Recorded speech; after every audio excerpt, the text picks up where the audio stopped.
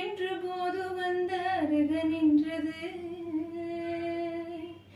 மனிதர் அணந்து கொள்ள இது மனிதர் காதல் அல்ல, அதையும் தாண்டி புனிதமானது. அபிராமி தாலாட்டும் சாமியே நான் தானே தெரியுமா?